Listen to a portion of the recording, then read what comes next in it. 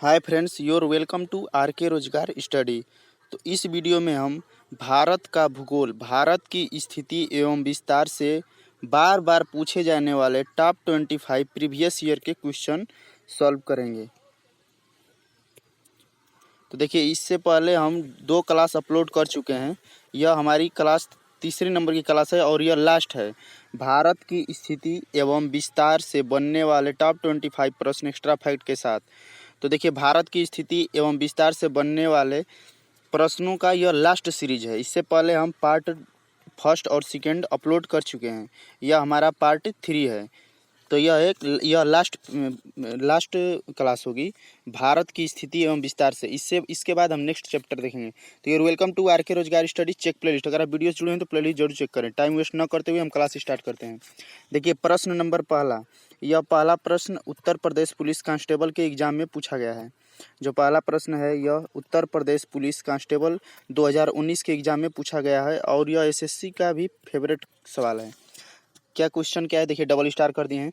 विश्व के 2.4% क्षेत्रफल में भारत, यानी कि अगर क्वेश्चन पूछेगा, देखिए क्वेश्चन यहाँ से बन गया। क्वेश्चन पूछेगा कि भारत विश्व के कुल क्षेत्रफल का कितना प्रतिशत भाग में है, तो भारत है 2.4% भाग में। अब देखिए, विश्व के 2.4% क्षेत्रफल में भारत विश्व की कितनी प्रतिशत जनसंख्या का पोषण करता है, तो वो करता है 17.5%। 17.5%। यह प्रीवियस ईयर का प्रश्न है। इसमें सभी प्रीवियस ईयर के प्रश्न है और टॉप 25 प्रश्न है। इससे बाहर आप अगर इन प्रश्नों को कवर कर लेंगे तो इससे बाहर भूगोल का, भारत के विस्तार से इससे बाहर प्रश्न नहीं बन सकता। नेक्स्ट प्रश्न, निम्नलिखित में से कौन सा कथन असत्य है? असत्य यानी गलत है। भारत का दक्षिणी बिंदु पिग्मेलियन पॉइंट है। भारत का दक्षिणी बिंदु पिग्मेलियन पॉइंट है, बिल्कुल सही है। भारत की कुल समुद्री सीमा की लंबाई 7516 किलोमीटर 0.5 किलोमीटर है, बिल्कुल सही है। और देखिए ऑप्शन नंबर डी, भारत का दक्षिणतम बिंदु 6°4' उत्तरी अक्षांश पर है, तो ये भी बिल्कुल सही है। लेकिन देखिए दिया है पाक जल संधि भारत और पाकिस्तान के बीच स्थित है, ये बिल्कुल गलत है। यही हमारा आंसर हो जाएगा। दिया है असत्य कौन है, तो यही असत्य है। सही क्या होगा, तो पाक जल संधि भारत एवं, देखिए पाक जल संधि दिया है भारत एवं पाकिस्तान के बीच है, पाकिस्तान नहीं होगा। पाक जल संधि भारत एवं श्रीलंका के बीच है। पाक जल संधि भारत एवं श्रीलंका के बीच है, तो इसका आंसर हो जाएगा ऑप्शन नंबर 3। नेक्स्ट प्रश्न पे आ जाएंगे। भारत में कितने राज्य व केंद्र शासित प्रदेश है? तो भारत में वर्तमान समय में कितने राज्य एवं केंद्र शासित प्रदेश हैं? तो भारत में 28 राज्य एवं 8 केंद्र शासित प्रदेश हैं। भारत में 28 राज्य एवं 8 केंद्र शासित प्रदेश है। नेक्स्ट प्रश्न पे आ जाएंगे। कोरोमंडल समुद्री तट किस राज्य में अवस्थित है? क्वेश्चन पूछा कि कोरोमंडल समुद्री तट किस राज्य में स्थित है, बताना है कि कोरोमंडल समुद्री तट किस राज्य में है। दिया है तमिलनाडु में। कोरोमंडल समुद्री तट तमिलनाडु राज्य में स्थित है। नेक्स्ट प्रश्न, मन्नार की खाड़ी किसके तट के साथ अवस्थित है? तो मन्नार की खाड़ी किस राज्य के साथ लगी हुई है? तो मन्नार की खाड़ी लगी है तमिलनाडु के साथ। मन्नार की खाड़ी किस राज्य के साथ लगी है? तो यह लगी है तमिलनाडु के साथ। इससे पहले हम पार्ट 1 और पार्ट 2 अपलोड कर चुके हैं, तो आप उस क्लास को जरूर देखें। और यह पार्ट 3 है, भारत के भौगोलिक विकास एवं विस्तार से लास्ट पार्ट है। इसके बाद हम नेक्स्ट क्लास में हम या तो पर्वत, झील, इसी प्रकार हम टॉपिक वाइज क्लास कराएंगे, ताकि टॉपिक, देखिए टॉपिक वाइज एमसीक्यू करने से आपको फायदा क्या होगा कि आपको कंसेप्ट आपके दिमाग माइंड में बैठ जाएगा, हमेशा के लिए सेव हो जाएगा। और आप मिक्स क्वेश्चन करेंगे, कभी पॉलिटी का आप मिक्स क्वेश्चन करते हैं जिसमें पॉलिटी, हिस्ट्री सब आता है, तो उसमें आपको क्वेश्चन को ध्यान से रटना पड़ता है। लेकिन आप अगर टॉपिक वाइज एमसीक्यू करिएगा तो आपको सभी क्वेश्चन सीक्वेंस में याद हो जाएंगे। और इस क्लास की अगर आप पीडीएफ पाना चाहते होंगे तो पीडीएफ पाने के लिए आप हमारे टेलीग्राम ग्रुप से जुड़े, वहीं पे आपको पीडीएफ मिल जाएगा। नेक्स्ट प्रश्न पे आ जाएंगे। निम्न में से कौन सा मिलान सही नहीं है? देखिए, नहीं को ध्यान देकर जरूर पढ़ना है। तो कौन सा मिलान इसमें से सही नहीं है, बताना है। देखिए दिया है दार्जिलिंग। दार्जिलिंग पश्चिम बंगाल में, बिल्कुल सही है। दार्जिलिंग पश्चिम बंगाल में है। दार्जिलिंग की चाय बहुत महत्वपूर्ण है। माउंट आबू पर्वत कहाँ है? तो यह राजस्थान में। क्वेश्चन देखिए, एक प्रश्न से यहाँ से 4 प्रश्न बन गए। देखिए क्वेश्चन डायरेक्ट पूछ देगा कि माउंट आबू पर्वतमाला कहाँ स्थित है? तो वो राजस्थान में स्थित है। दार्जिलिंग कहाँ है? तो पश्चिम बंगाल में। और कोडाई कनाल, ये बहुत पूछता है, कोडाई कनाल पूछता है, कोडाई कनाल कहाँ स्थित है? तो वो तमिलनाडु में है। ये बिल्कुल तीनों सही हैं, लेकिन दिया है कौन सा मिलान सही नहीं है। तो देखिए शिमला दिया है उत्तर प्रदेश, जो कि बिल्कुल गलत हो जाएगा। शिमला उत्तर प्रदेश में नहीं, शिमला हिमाचल प्रदेश का एक शहर है जो कि टूरिस्ट के लिए जाना जाता है, टूरिज्म के लिए। तो शिमला उत्तर प्रदेश में नहीं बल्कि हिमाचल प्रदेश में है। नेक्स्ट प्रश्न पे आ जाएंगे, प्रश्न नंबर 8। कौन सा एक युग्म सबसे पूर्वी और सबसे पश्चिमी, देखिए कौन सा युग्म सबसे पूर्वी और सबसे पश्चिमी राज्य को इंगित करता है? बताना है कि भारत के जो 2800 राज्य हैं उसमें सबसे पूर्वी राज्य कौन सा है और सबसे पश्चिमी राज्य कौन सा है। तो देखिए आप इससे पहले अगर 2 सीरीज पढ़े होंगे तो उसमें हम बताए हैं कि भारत का सबसे पूर्वी राज्य है अरुणाचल प्रदेश। भारत और क्वेश्चन पूछता है कि अरुणाचल प्रदेश को पहले किस नाम से जाना जाता था? तो अरुणाचल प्रदेश को पहले नेफा के नाम से जाना जाता था। आप 2 सीरीज देखिए, उसके बाद आप कंटिन्यू सीरीज देखिएगा, तभी आपको कंसेप्ट क्लियर हो पाएगा, वरना आप कंसेप्ट नहीं क्लियर कर पाइएगा। तो देखिए अरुणाचल प्रदेश भारत का सबसे पूर्वी राज्य है। तो भारत का सबसे पूर्वी राज्य अरुणाचल प्रदेश होने की वजह से सूर्य की सब पूछता है कि सूर्य की सबसे पहले किरण किस राज्य में पड़ती है? तो वो अरुणाचल प्रदेश में, क्योंकि अरुणाचल प्रदेश भारत का सबसे पूर्वी राज्य है और अरुणाचल प्रदेश को पहले नेफा के नाम से जाना जाता था। तो भारत का सबसे पूर्वी पूछा है और पश्चिमी, तो सबसे पूर्वी हो जाएगा अरुणाचल प्रदेश। और सबसे पश्चिम, तो सबसे पश्चिम कौन है? तो सब मैप में जब आप देखिएगा तो भारत के नक्शे में, मैप यहाँ पे नहीं दिखा पाएंगे क्योंकि डिस्प्ले बहुत छोटा है, तो मैप को दिखाना पॉसिबल नहीं है। नहीं तो मैप को दिखाकर आपको एकदम कन्फर्म बता देते कि कैसे आप माइंड में सेट कर पाइएगा। तो देखिए पूर्व में आपको पता है कि अरुणाचल प्रदेश है, तो असम और राजस्थान कट जाएगा, असम और गुजरात कट जाएगा। तो या तो अरुणाचल प्रदेश और राजस्थान, तो देखिए राजस्थान तो इसी साइड में है, पूरब के साइड में है अरुणाचल, इसके बगल में तो इधर तो होगा नहीं, गुजरात हो जाएगा। गुजरात सबसे पश्चिम में देखिएगा जब भारत के नक्शे में, तो इस साइड है आपका अरुणाचल प्रदेश, और जब इसके पश्चिम यानी अपोजिट दिशा में इधर आइएगा तो यहाँ पे आपको गुजरात मिलेगा। तो गुजरात है सबसे पूर्वी है अरुणाचल प्रदेश, और सबसे पश्चिमी कौन है? तो सबसे पश्चिमी है गुजरात। नेक्स्ट प्रश्न, वीडियो फास्ट हम इसलिए वॉच करा रहे हैं कि वीडियो स्लो करने से कोई फ़ायदा नहीं, क्योंकि टाइम वेस्ट होगा और ना ही ज़्यादा आपके पास ज़्यादा समय और ना ही हमारे पास ज़्यादा समय कि हम आपको लोगों को स्लो कंटेंट और फालतू के कंटेंट देकर वीडियो को स्लो मोशन में करके वॉच कर रहे हैं, कोई मतलब नहीं है। तो आइए नेक्स्ट प्रश्न, निम्नलिखित में से कौन सा एक भारत का प्रवाल द्वीप समूह है? निम्नलिखित में से कौन सा एक भारत का प्रवाल द्वीप समूह है? तो वह है लक्षद्वीप। देखिए ऐसे प्रश्न को आप डायरेक्ट माइंड में सेट करिएगा या 1-2 बार देखिएगा, और इस क्लास की पीडीएफ देख लीजिएगा, पीडीएफ ले लीजिएगा, टेलीग्राम ग्रुप पे जाके वहीं से मिल जाएगा। तो पीडीएफ डाउनलोड करके रख लीजिएगा, हफ्ते में 1 दिन इसको एक बार रिवाइज करेगा, आपको एकदम कन्फर्म हो जाएगा, 5 मिनट में रिवाइज हो जाएगा। तो भारत का प्रवाल द्वीप समूह कौन है? तो वह है लक्षद्वीप। यह क्लास आप आर के रोजगार स्टडी। तो देखिए आगे, भारतीय मुख्य भूभाग में कितने महासागर मिलते हैं? देखिए यहाँ से क्वेश्चन डायरेक्ट बनते हैं कि भारतीय भूभाग में कितने महासागर मिलते हैं? तो केवल एक। वो कौन सा महासागर है? हिंद महासागर। यह क्लास आप are K Rozgar study YouTube channel पे देख रहे हैं, जो अभी हाल ही में क्रिएट किया गया है। हमारे इस यूट्यूब चैनल पे सभी कॉम्पिटिटिव एग्जाम को टारगेट करते हुए सिलेबस के अनुसार math, reasoning, Hindi, GK, GS की ट्रिकी सॉल्यूशन के साथ अल्टरनेट पे क्लास दी जा रही है। तो आप अगर हमारे वीडियो से जुड़े हैं तो प्लेलिस्ट जरूर चेक करें। प्लेलिस्ट चेक करेंगे तो आपको अपने हिसाब से आप कंटेंट देख पाइएगा। और ये एक नया यूट्यूब चैनल है, तो थोड़ा इसको ज़्यादा से ज़्यादा सपोर्ट करें, जिसके साथ हम आप लोगों को रिलेवेंट और best concept content regular basis पे दे पाएँ। आप लोगों का सपोर्ट कम रह रहा है, इसीलिए हम 1 दिन गैप करके क्लास अपलोड करते हैं। अगर आप लोग अच्छा सपोर्ट देंगे तो हम रेगुलर क्लास अपलोड करेंगे। नेक्स्ट प्रश्न, निम्नलिखित, देखिए जीके का पोर्शन बहुत बड़ा हो जाता है तो इसीलिए थोड़ा सा, लेकिन हम रिलेवेंट क्वेश्चन देते हैं, वही क्वेश्चन को इंक्लूड करते हैं जो पूछने की संभावना है या पूछे जाते हैं। फालतू के क्वेश्चन करने से कोई फ़ायदा नहीं है, क्योंकि आप ग्रंथ इकट्ठा कर कर ज्ञानी बन सकते हैं, कंपटीशन एग्जाम को क्रैक नहीं कर सकते। कंपटीशन एग्जाम को क्रैक करने के लिए सटीक रणनीति होनी चाहिए, क्योंकि आज का समय हार्ड वर्क का नहीं स्मार्ट वर्क का है। कम पढ़िए लेकिन अच्छा कंटेंट पढ़िएगा, सिलेबस के आधारित पढ़िएगा तो वो फंसेगा ही फंसेगा। और ज़्यादा का मिक्स क्वेश्चन प्रैक्टिस करने से कोई फ़ायदा नहीं होता है, या ज़्यादा टेस्ट देने से। उस सब पे हम बाद में बात करेंगे। देखिए अभी हम आ गए हैं प्रश्न नंबर 11 पे। निम्नलिखित में से कौन भारत में ज्वालामुखीय द्वीप है? तो भारत में ज्वालामुखी द्वीप कौन है? तो भारत में ज्वालामुखी द्वीप है बैरन द्वीप। भारत में ज्वालामुखी द्वीप कौन है? तो वह है बैरन द्वीप।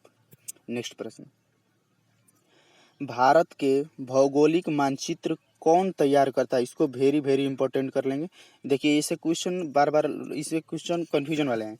पूछा दिया है कि भारत का जो भौगोलिक मानचित्र होता है वो कौन तैयार करता है? तो बहुत लोग मार देंगे भारतीय भूवैज्ञानिक सर्वेक्षण, या मार देंगे भारतीय भौगोलिक सर्वेक्षण करके आगे बढ़ जाएंगे, तो ये क्वेश्चन गलत हो जाएगा। देखिए कन्फ्यूजन वाले वेरी वेरी इंपॉर्टेंट, 4 स्टार कर दिए हैं, तो यह बहुत इंपॉर्टेंट है।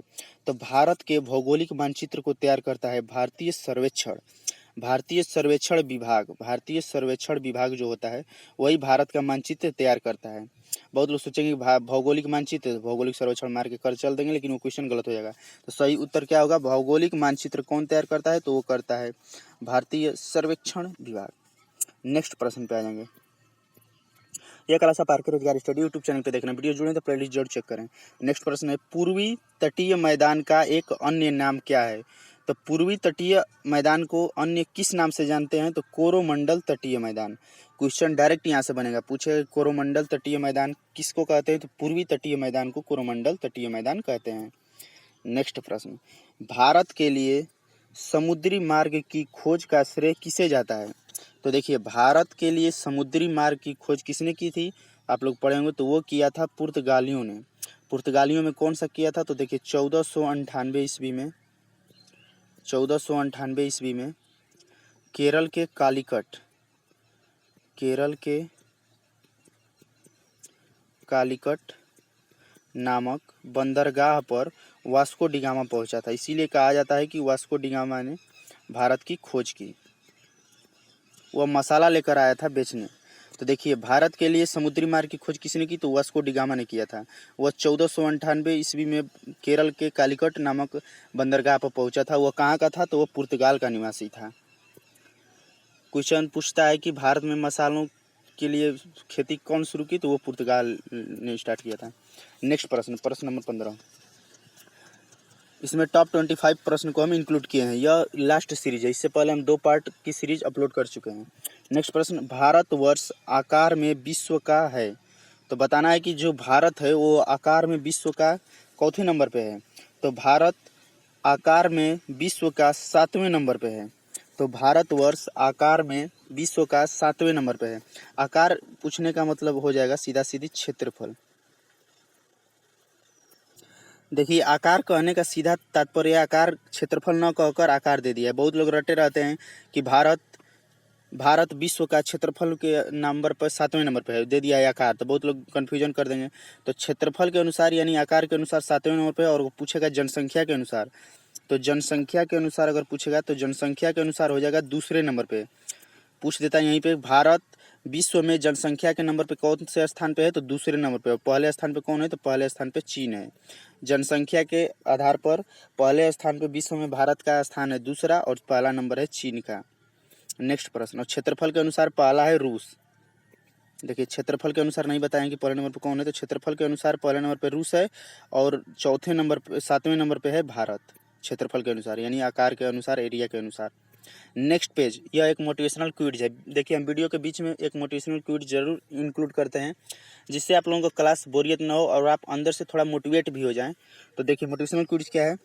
बहुत कुछ खोने के बाद, मोटिवेशनल क्विज है, बहुत कुछ खोने के बाद ही पहचान बनती है मेरे दोस्तों, यूं ही नहीं मंजिल किसी की आसान बनती है। बहुत कुछ खोने के बाद पहचान बनती है मेरे दोस्तों, यूं ही नहीं किसी की मंजिल आसान बनती है। तो देखिए बहुत कुछ खोना पड़ता है। कंपटीशन एग्जाम में आए तो देखिए समय भी जाता है, उम्र भी बीतती जाती है, तो कुछ समझ में नहीं आता क्या करें। कभी कभी तो ऐसा मन होता है कि छोड़ दिया जाए, लेकिन कंपटीशन एक ऐसी स्थिति कि इसमें आप रेगुलर बेसिस पे लगे रहेंगे तो कहीं ना कहीं आपका सिलेक्शन होगा ही होगा। क्योंकि आप जब एग्ज़ाम देते हैं तो गलतियों से ज़्यादा सीखते हैं अपने। तब बहुत कुछ खोने के बाद ही पहचान बनती है मेरे दोस्तों, यूं ही नहीं ज़िंदगी किसी की आसान बनती है मेरे दोस्तों। नेक्स्ट पेज पे आ जाएंगे। नेक्स्ट प्रश्न है, तमिलनाडु व आंध्र प्रदेश के तट का नाम क्या है? तो देखिए तमिलनाडु व आंध्र प्रदेश के तट का नाम क्या है? तो तमिलनाडु एवं आंध्र प्रदेश के तट का नाम है, तमिलनाडु एवं आंध्र प्रदेश के तट का नाम है कोरोमंडल तट। पूछता है कोरोमंडल तट कहाँ स्थित है? तो वह तमिलनाडु व आंध्र प्रदेश के तट का नाम है कोरोमंडल तट। यह क्लास आप are K Rozgar study YouTube channel पे देख रहे हैं, अभी हाल ही में क्रिएट किया गया है।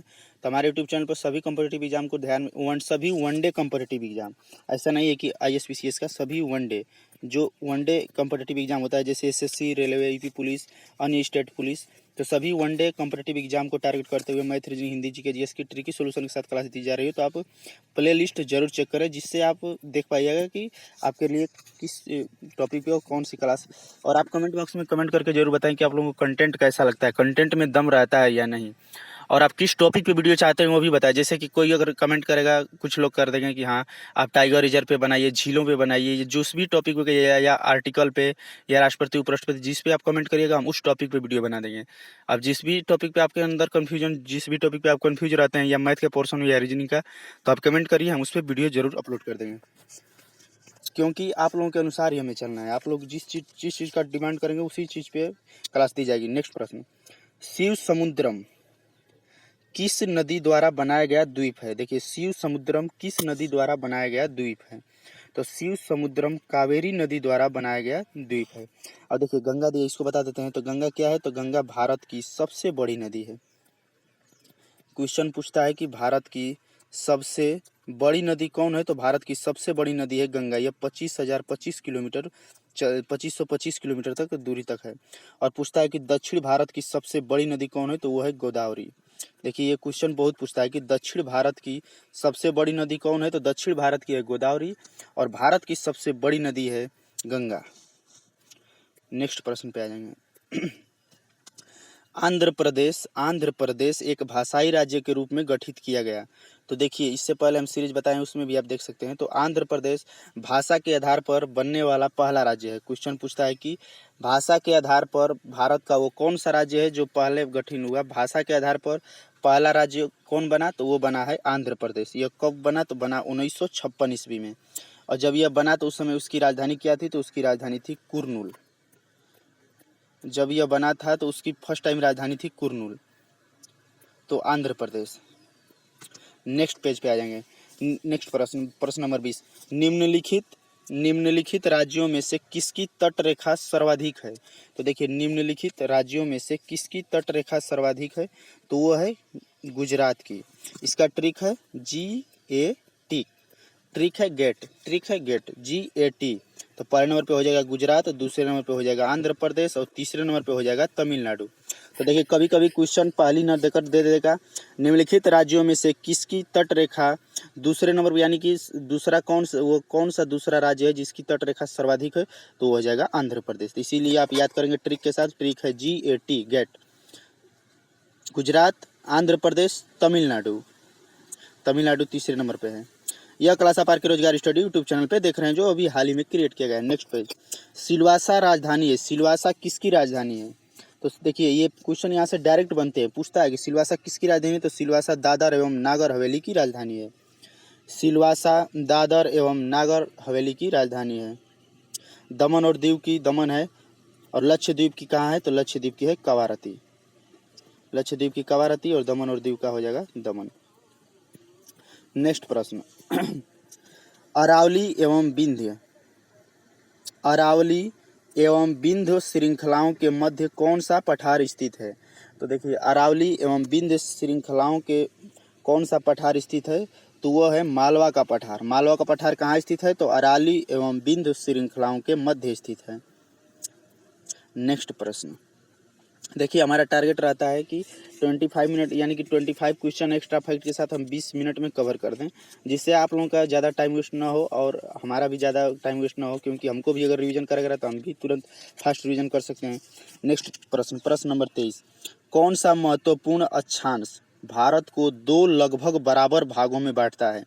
तो वो देखिए कौन सा अक्षांश है जो भारत को लगभग 2 बराबर भागों में बांट देता है? तो वो है 23 डिग्री 30, इसको मिनट करते हैं तो उत्तर में। तो 23 डिग्री 30 मिनट उत्तर में यह अक्षांश है जो भारत को लगभग 2 बराबर भागों में बांटता है।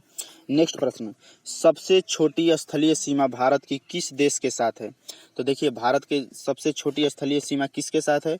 तो वो है भूटान के साथ। वेरी इंपॉर्टेंट है, बहुत पूछता है। और पूछ देगा कि सबसे बड़ी किसके साथ है?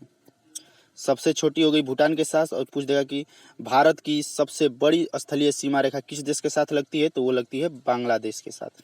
सबसे छोटी भूटान के साथ, सबसे बड़ी बांग्लादेश के साथ।